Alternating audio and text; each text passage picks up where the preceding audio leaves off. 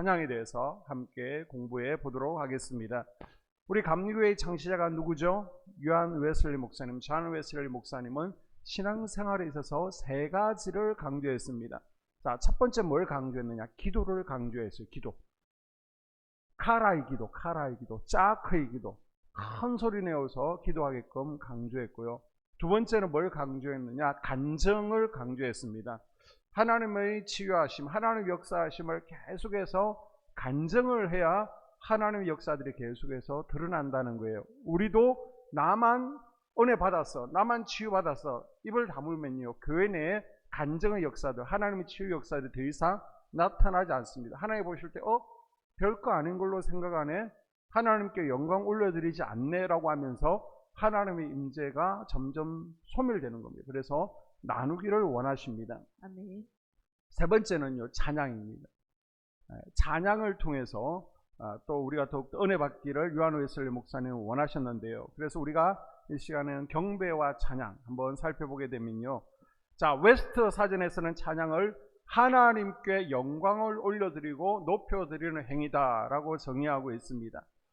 한자에서는요, 길일 찬자, 길일 찬, 그리고 칭찬할 찬, 또 드러낼 양, 그래서 칭찬하여 드러낸다라는 의미를 가지고 있습니다. 뭘 드러내요? 하나님의 영광을, 하나님의 행하심을, 하나님의 덕을 친송하고 드러내는 것이 바로 찬양이라는 것입니다. 찬양은요, 하나님을 경배하는 것입니다. 역대상 16장 29절에 보게 되면요, 여호와의 이름에 합당한 영광을 그에게 돌릴지어다. 제물을 들고 그 앞에 들어갈지어다. 아름답고 거룩한 것으로 여호와께 경배할지어다. 아멘. 아멘. 우리는 찬송을요, 예배 드리기 전에 준비하는 어떤 과정으로 오해를 하고 있습니다. 그래서 다른 교회들은 보게 되면 또 사회자가 멘트할 때도 예배 전 찬송하시겠습니다. 회중들도 찬송이 끝나고 나면 이제 예배를 시작하는구나, 그렇게 오해하시는데 아니에요. 찬양이 예배입니다. 아멘. 한번 따라볼까요? 찬양이 예배입니다. 찬양이 예배입니다. 그래서 복음 가수 주수길 씨는요, 찬송은 하나님께 드리는 예물이다 라고 표현을 했습니다.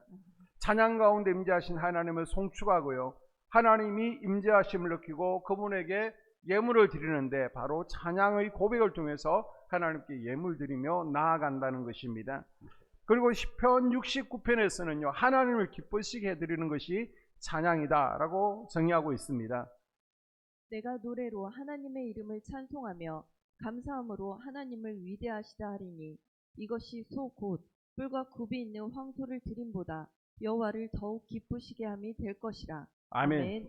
지금 내 심적 상태, 마음의 상태가 어떠한지를 진단하는 자가 진단법이 있습니다. 그게 뭐냐? 지금 내 마음의 상태를 알고 싶다면 요즘 내 입에 어떤 노래들이 맴도는지를 살펴보면 됩니다. 내가 지금 우울하다, 외롭다라고 그러면 외로움에 관한 우울한 내용들이 흐를 것이고요, 내가 절망적이다, 비관적이면 슬픈 노래가 입에 머물고 있을 것입니다. 자, 영적 상태도 마찬가지라는 거예요. 내 입에 자주 오르락 내리락 하는 찬양이, 내가 지금 부르고 있는 찬송이 뭔지를 보게 되면요, 지금 내 영적 상태를 알 수 있습니다. 그래서 내 영이 주를 찬양합니다, 이런 주님을 찬양하는 노래들을 계속 부르고 있으면요, 내 영이 지금 기쁜 거예요. 기쁨이 넘치는 상태입니다.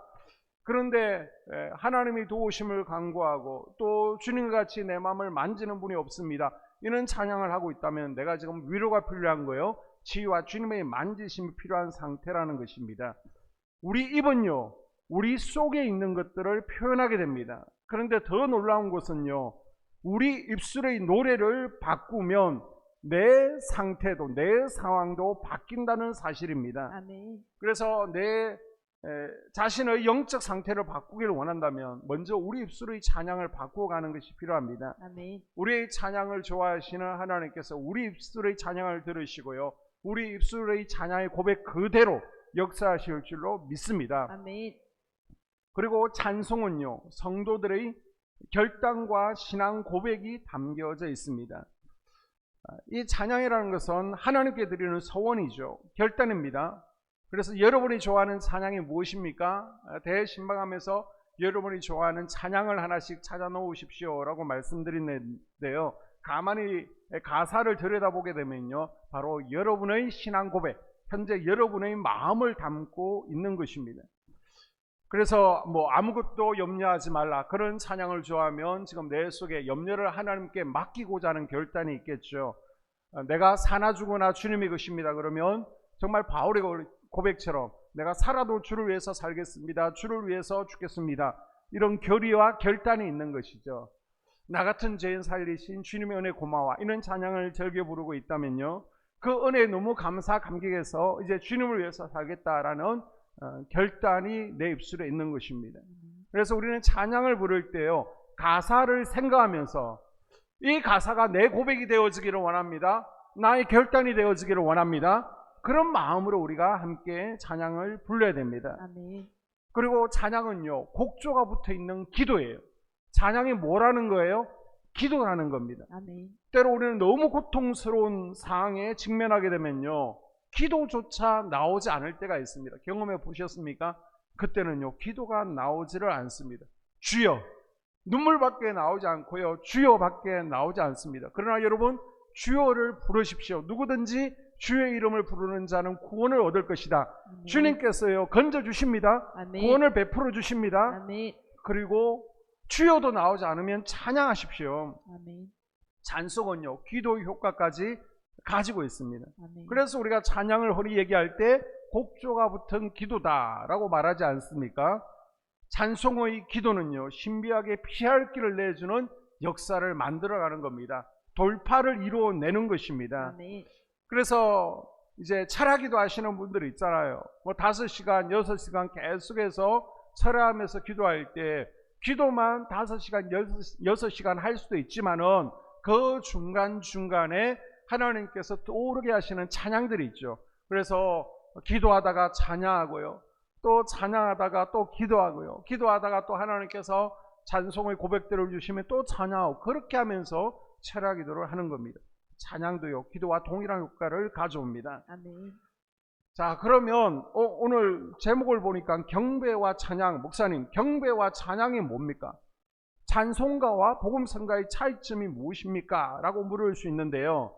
자, 경배와 찬양은, 경배는 수직적입니다. 찬양은 수평적입니다. 찬송은 수직적입니다.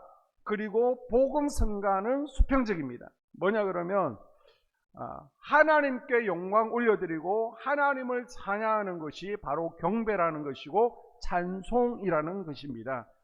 그리고 수평적으로 우리 성도들끼리 오늘 찬양 가운데서도 보게 되면 행복이라는 찬양, 이런 찬양, 성도들끼리 서로 권면하고 믿음을 다짐하는 내용들, 또 위로하는 것, 또 간증, 서로를 위한 것이거든요. 이런 것들은 경배와 찬양에서 찬양곡, 복음성가다라고 말씀드릴 수 있습니다.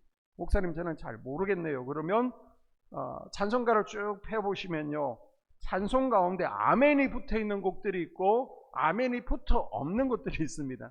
그냥 아멘을 붙여놓고 붙여놓지 않은 것이 아니라 하나님께 올려드리는 경배곡들, 찬송에는 경배가 아멘이 붙어 있습니다. 그리고 신앙 고백, 그리고 복음성가에는 아멘이 붙어 있지 않은 차이점을 여러분이 찬송가를 통해서도 볼 수 있을 것입니다. 그렇게 구분하시면 되고요. 그럼 우리가 왜 찬양해야 됩니까? 찬양은요, 우리 성도들이 마땅한 의무라는 거예요. 아멘. 자, 이사야서 43장과 시편 고백을 보게 되면요, 이 백성은 내가 나를 위하여 지었나니 나를 찬송하게 하려 함이니라. 아멘. 호흡이 있는 자마다 여호와를 찬양할지어다. 할렐루야. 아멘. 주의 성도들아, 여호와를 찬송하며 그의 거룩함을 기억하며 감사하라. 아멘. 자, 내가 이 땅에 존재하는 목적이 무엇입니까? 우리가 무엇 때문에 살고 있습니까? 라고 물을 때 대부분의 성도들은 하나님의 영광을 위해서라고 자신 있게 대답하는 것을 볼 수 있는데요, 이 말은 바로 하나님을 찬송하려고 라는 말의 뜻과 같습니다. 찬송하기 위해서. 자, 이사야서 43장에 이 백성은 내가 나를 위하여 지었나니 뭐 하려고요? 나의 찬송을 부르게 하기 위해서. 시편 150편에서도 누가 찬양한다고요? 호흡이 있는 자들. 살아있는 자들은 마땅히 하나님을 찬양해야 됩니다. 아멘. 이 찬양을 누가 한다고요? 시편 30편 4절에서는 성도들이 찬양하는 겁니다. 여러분이 성도라면 마땅히 찬양해야 됩니다. 아멘. 찬양의 감동을 모르는 사람은요, 심장이 없는 육체입니다. 엔진 없는 자동차와 같은 거예요. 설교의 대상은 누구예요? 우리 인간입니다. 사람입니다. 설교는 사람을 움직이는 거예요. 그러나 기도의 대상은 누구예요? 하나님이죠. 기도는 하나님을 움직일 수 있습니다. 아멘. 그런데 찬송은요, 하나님도 움직이지만 인간도 움직이는 거예요. 아멘. 어느 날 주님께서 우리를 부르시면 저 천국에 가게 됩니다. 천국에 설교가 있을까요? 설교 없습니다. 기도 있을까요? 기도도 없습니다. 전도도 없습니다. 그러나 찬송은요, 하늘나라에서도 영원히 계속되는 줄로 믿습니다. 아멘. 그래서 평생 동안 하나님을 찬양하는 삶을 우리가 살아가야 마땅한 것입니다. 아멘. 자, 그러면 우리가 평생도록 하나님을 찬양하는 삶을 살아가고 또 찬양이 성도들이 마땅한 의무인데 우리는 어떤 자세로 찬송을 해야 됩니까? 자, 하나님께서 우리에게 찬송하는 방법을 성경에 쭉 제시해 주셨는데요. 감사하게도 그 기준을 가창력, 노래 실력에 두지 않았습니다. 노래를 아름답게 불러야, 예쁜 목소리로 불러야 내가 받겠다, 눈 씻고 씻어봐도 없습니다. 하나님의 관심은요, 외형에 있지 않고요, 그 중심에 있는 줄로 믿습니다. 아멘. 그래서 어떻게 하라고요? 전심으로. 아멘. 자, 시편의 고백들을 보게 되면요, 주 나의 하나님이여 내가 전심으로 주를 찬송하고 영원토록 주의 이름에 영광을 돌리오리니. 자, 찬송할 때 어떻게 하라고요? 전심으로. 자, 138편. 내가 전심으로 주께 감사하며 신들 앞에서 주께 찬송하리이다. 아멘. 주를 찬양하는데 어떻게 해요? 전심으로. 자, 시편 108편. 하나님이여 내 마음을 정하였사오니 내가 노래하며 나의 마음을 다하여 찬양하리로다. 비파야 수금아 아멘. 깰지어다. 자, 찬양하는데 어떻게 하라고요? 마음을 다하여. 그러니까 이 전심이라는 게 어떤 의미를 가지고 있습니까? 바로 마음을 다하여, 우리의 성품을 다하고 힘을 다하여 찬양하라는 것입니다. 아멘. 그냥 감정적으로, 그냥 악기 멜로디에 취해서 흥얼흥얼 그리고 혼으로 찬양하는 것이 아니라 우리의 영으로 찬양하라는 거예요. 아멘. 그래서 고린도전서 14장 15절에서는요, 내가 영으로 찬송하고 내 마음으로 찬송할 것이다 라고 강조하고 있습니다. 아멘. 우리가 찬양할 때 우리 혼으로 찬양하는 게 아니에요. 우리의 영으로 찬양하십시오. 아멘. 마음을 다하여 뜻을 다하여 찬양할 수 있기를 바랍니다. 아멘. 그리고 찬양할 때는요, 가사의 뜻을 생각하며 또 우리가 그 가사의 고백이 내 삶 가운데 실제가 되어지기를 원합니다. 기도하는 마음, 이 가사대로 살아가기를 원합니다. 결단하고 찬양을 불러야 되는 거예요. 아멘. 찬양할 때 우리가 자칫 잘못하면요, 가사의 뜻을 생각하지 않습니다. 그냥 습관적으로 무의식적으로 부르게 되는 거예요.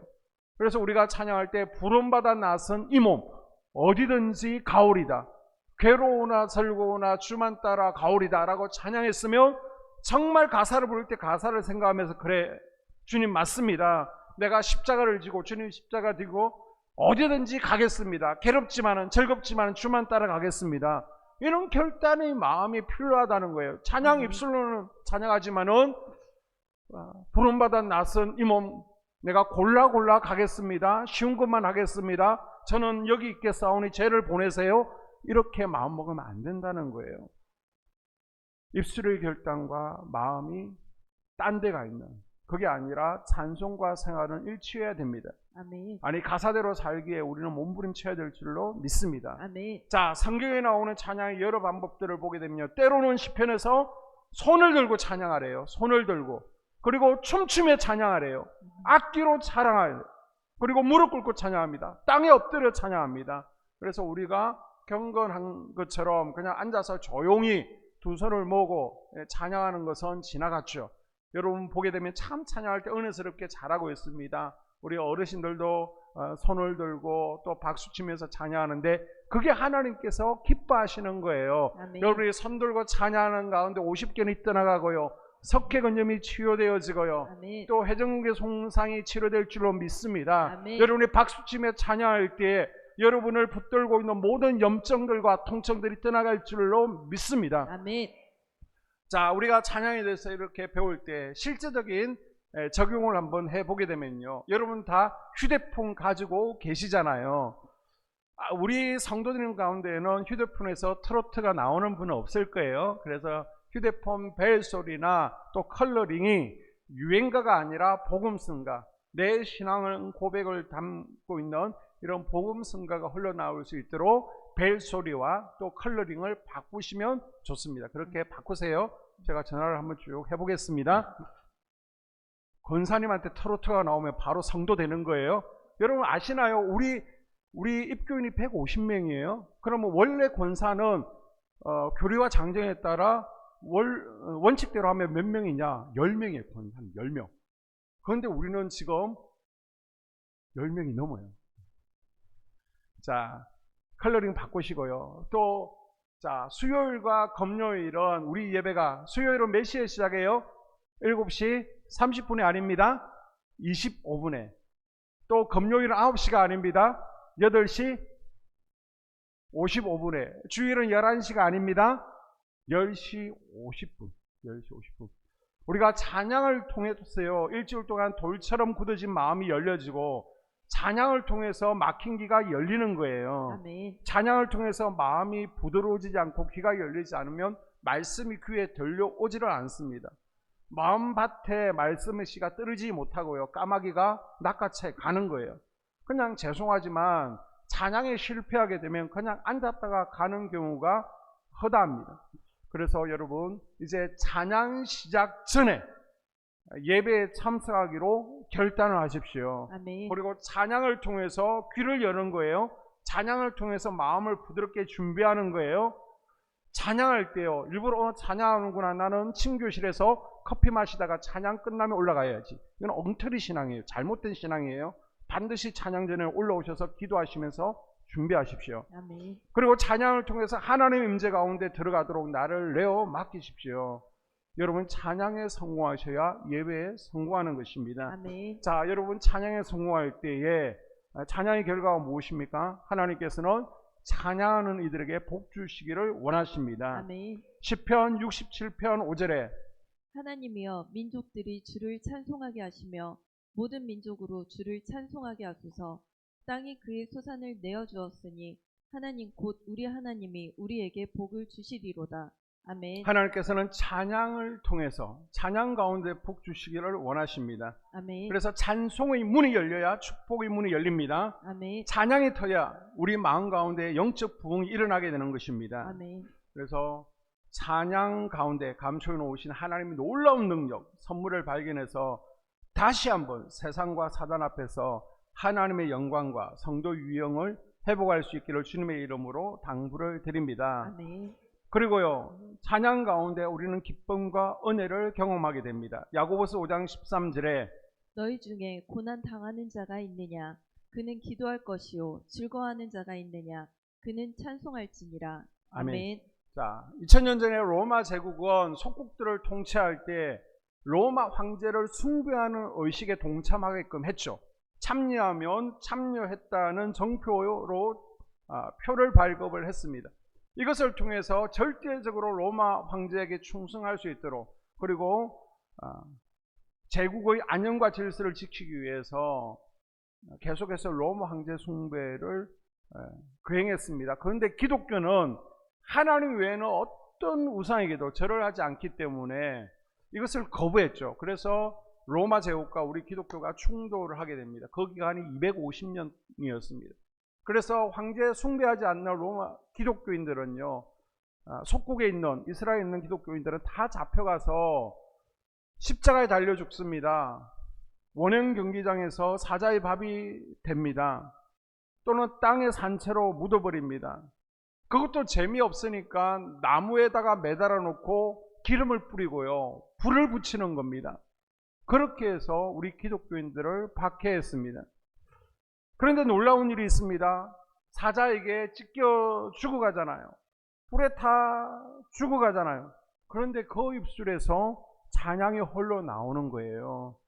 한 사람이 찬양을 부르면 온 이들이 합창으로 하나님을 찬양하는 것입니다. 그래서 우리 지금 찬송가에 기록되어 있는 찬송가 3장, 4장에 보게 되면요. 언제 기록된 거예요? 2000년 전에.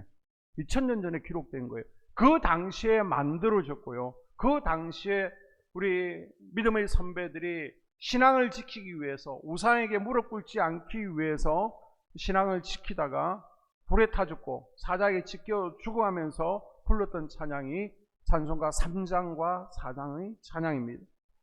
자, 이런 모습을 보면서 로마 핍박자들은 약이 오르는 거예요.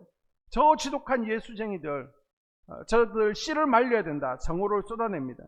그런데 그 찬송 소리가요, 왕족과 귀족들 가운데 여인들의 마음에는 비수와 같이 파고드는 겁니다. 야, 어떻게 죽어가면서 저렇게 기쁨의 얼굴로 찬양할 수 있을까? 도대체 저들이 믿는 하나님은 누구신가? 저들이 믿는 예수님은 누구신가? 저들이 가고자 하는 천국은 어떤 곳인가? 그래서 로마의 왕족 그리고 여인들 가운데, 귀족의 여인 가운데 몰래 기독교 예배에 참여하는 이들이 하나둘 생겨나게 됩니다. 그러다가 결국 기원 후 313년에 콘스탄틴 황제의 어머니 헬레나가요, 이제 기독교 믿음에 의해서 황제가 기독교를 공인하게 되고 로마가 기독교 국가가 되었습니다. 찬양은요, 기뻐할 수 없는 환경 속에서도 기뻐할 수 있게 만드는 능력을 가지고 있습니다. 뿐만 아니라 찬양은 우리의 마음을 새롭게 하고요, 새 힘을 얻게 합니다. 자, 이사야서 61장 3절에 보게 되면 무릇 시온에서 슬퍼하는 자에게 화관을 주어 그 죄를 대신하며 기쁨의 기름으로 그 슬픔을 대신하며 찬송의 옷으로 그 근심을 대신하시고 그들의 의의 나무 곧 여호와께서 심으신 그 영광을 나타낼 자라 일컬음을 받게 하려 하심이라. 아멘. 아멘. 지금부터 3000년 전에도요, 음악 치료라는 것이 있었습니다. 사단을 숭배하고 뱀에게 절하고 또 음악을 틀어놓고 치유하는 그러한 의식들이 있었는데, 이제 우리나라에도 서서히 음악 치료라는 것이 도입되어지면서 대학 내에서도 음악 치료학과가 생기고요, 대학원에서도 음악 치료 대학원이 생기고 있습니다. 한국농업진흥청 곤충연구소에서도 5년 동안 음악이 농작물에게 어떤 영향을 주는지를 연구해 보았습니다. 비료를 줄 때 음악을 틀어봤습니다. 그랬더니요, 물을 67%나 더 잘 흡수하더라는 거예요. 그리고 또 발육은요 44%까지 증가하는 겁니다. 그리고 해충도 적어지는 거예요. 그래서 식물도 음악을 틀어주니까 농약을 적게 써도 되고 수확량이 늘어나는구나. 그게 5년 통계로 나와 있는 겁니다. 이렇게 일반 음악이 효과가 있다면 영적인 음악인 찬양의 능력은 우리가 말할 필요도 없겠죠. 그래서 여러분 인생에 문제가 있을 때, 여러분 죽을 것만 같을 때, 너무 힘들어 기도가 잘 나오지 않을 때 있으십니까? 십자가 앞에 나와서 찬양하십시오. 아멘. 찬양은 놀라운 은혜가 있습니다. 아멘. 하늘 문을 여는 힘이 있어요. 아멘. 찬양 부르면서 하나님께 집중해 보십시오. 찬양 가운데 속상한 마음, 슬픈 마음, 분노의 감정, 미움의 감정들이 녹아집니다. 아멘. 우리 영과 혼과 육을 사로잡고 있는 결박들이 끊어지게 됩니다. 아멘. 찬양 가운데 위로가 임하고요, 회복이 임하는 거예요. 찬양에는 놀라운 치유의 힘이 있습니다. 아멘. 찬양 가운데 하나님의 임재와 영광이 풀어집니다. 아멘. 경험해보는 은혜가 있기를 주님의 이름으로 축복합니다. 아멘. 또 찬양은요, 영적 무기입니다. 찬양할 때 악한 영들이 쫓겨나게 되는 거예요. 아멘. 자, 사무엘상 16장 23절에 보게 되면요, 하나님께서 부르시는 악령이 사울에게 이를 때에 다윗이 수금을 들고 와서 손으로 탄즉 사울이 상쾌하게 났고 악령이 그에게서 떠나더라. 아멘. 아멘. 사울이 악신에 들렸습니다. 그 귀신을 어떻게 내어쫓습니까? 다윗이 찬양할 때 악신이 떠나가죠. 여러분, 찬양할 때 우리를 붙들고 있는 걱정, 염려, 두려움이 떠나가는 거예요. 아멘. 마귀의 결박이 풀어지는 줄로 믿습니다. 아멘.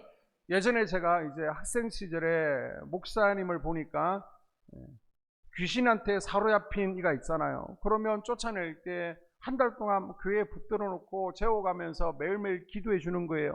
유심히 관찰해 보니까 기도하다가 잘 안 나가려고 그러잖아요. 그러면 또 보혈 찬송하고 또 기도하다가 보혈 찬송하고 그렇게 한 달, 두 달 씨름하는 것을 보았습니다.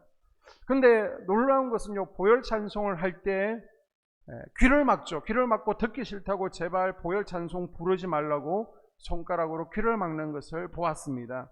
보혈 찬송은요, 악한 영을 쫓는데 굉장한 무기가 되어집니다. 아멘. 그래서 여러분, 보혈 찬양, 찬양은 능력이 있습니다. 아멘. 찬양을 절겨 부르십시오.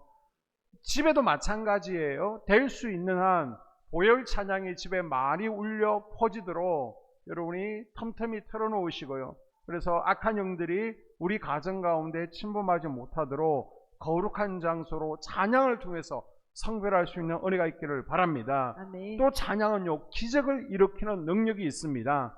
자, 역대하 20장 18절 이하를 쭉 보게 되면요, 여호사밧이 몸을 굽혀 얼굴을 땅에 대니 온 유다와 예루살렘 주민들도 여호와 앞에 엎드려 여호와께 경배하고 그앗 자손과 고라 자손에게 속한 레위 사람들은 서서 심히 큰 소리로 이스라엘 하나님 여호와를 찬송하니라. 백성과 더불어 의논하고 노래하는 자들을 택하여 거룩한 예복을 입히고 군대 앞에서 행진하며 여호와를 찬송하여 이르기를 여호와께 감사하세 그의 인자하심이 영원하도다 하게 하였더니 그 노래와 찬송이 시작될 때에 여호와께 복병을 두어 유다를 치러 온 암몬 자손과 모압과 세일산 주민들을 치게 하심으로 그들이 패하였으니 곧 암몬과 모압 자손이 일어나 세일산 주민들을 쳐서 진멸하고 세일 주민들을 멸한 후에는 그들이 서로 쳐 죽였더라.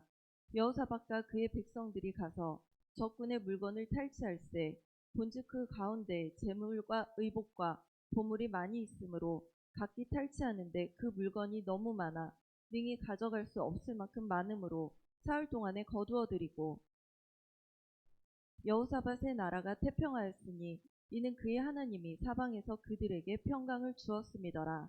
아멘. 자, 무슨 말씀입니까? 역대하 20장에 보게 되면요, 유다라는 나라와 모압, 암몬, 세일이라는 나라가 전쟁을 벌이게 됩니다. 이때 유다의 왕은 여호사밧인데 지금 3개 연합군이 뭉쳤습니다. 훨씬 전력이 강하죠. 도저히 싸움에서 이길 수 없는 거예요. 이때 여호사밧은 항복하는데 이 연합군에게 항복한 게 아닙니다. 하나님 앞에 항복하는 겁니다.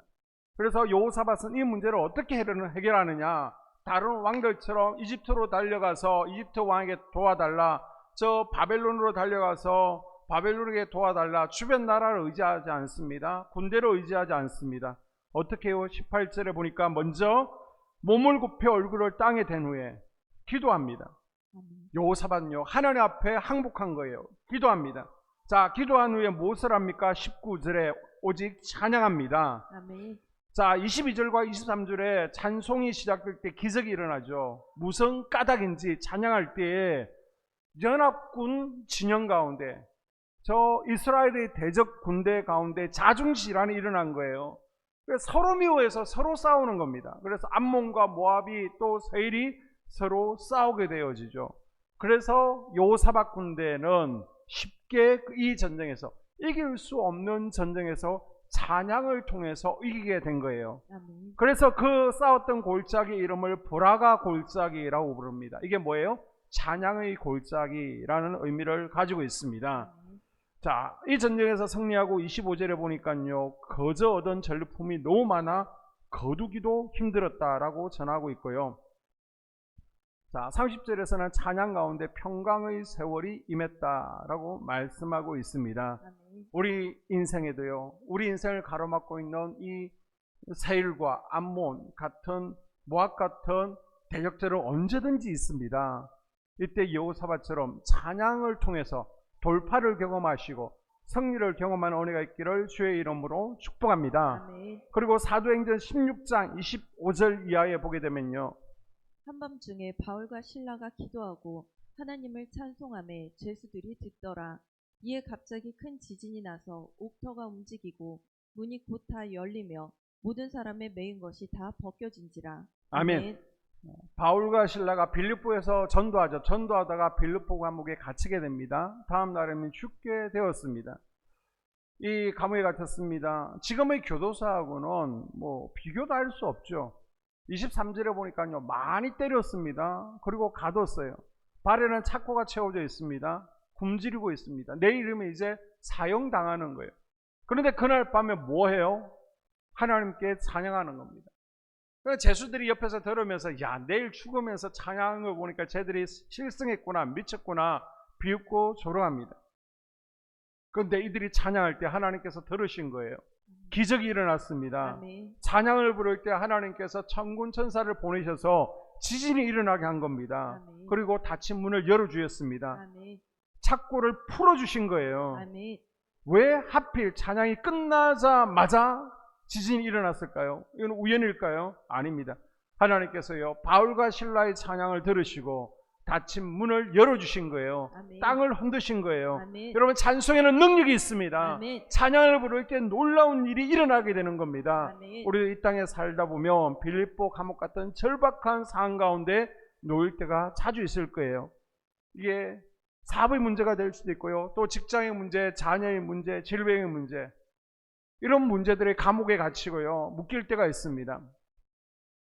그럴 때 여러분의 눈을 아버지께로 돌리고 그분을 찬양하십시오. 아멘. 바울과 실라처럼 찬양의 손을 드십시오. 아멘. 이때 감옥 문이 열려지고 착고가 풀려지는 것을 경험하게 될 줄로 믿습니다. 아멘. 그리고 우리는 찬양 가운데요, 하나님의 임재하심의 복을 누릴 수 있는 겁니다. 아멘. 찬양하면요, 하나님께서 내게 찾아오시는 은혜가 임하게 되는 겁니다. 아멘. 사울이 기름 부음을 받을 때 선지자들이 수금을 연주하죠.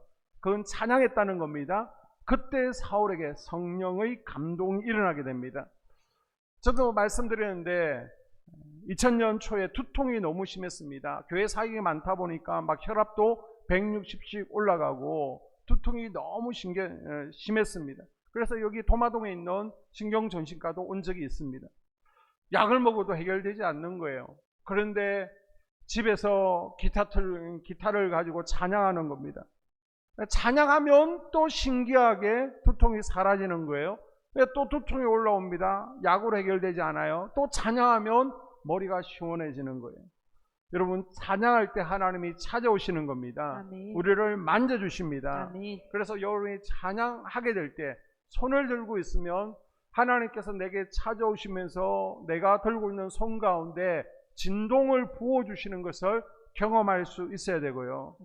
또 찌릿찌릿하게 하나님께서 나에게 오시는구나, 손을 들고 있는데요, 손이 묵직해지거나 또 뜨거운 공을 내 손 위에 올려 있는 것이 느껴지거나 또 찌릿찌릿 전기가 통하는 것을 경험하게 되실 것입니다. 아멘. 그리고 막 찬양하다가 손을 펴보게 되면요, 손 가운데 반짝반짝 빛나는 은하수 같은 게, 펄 같은 게 있는 하나님의 임재도 앞으로 경험하게 되실 것입니다. 아멘.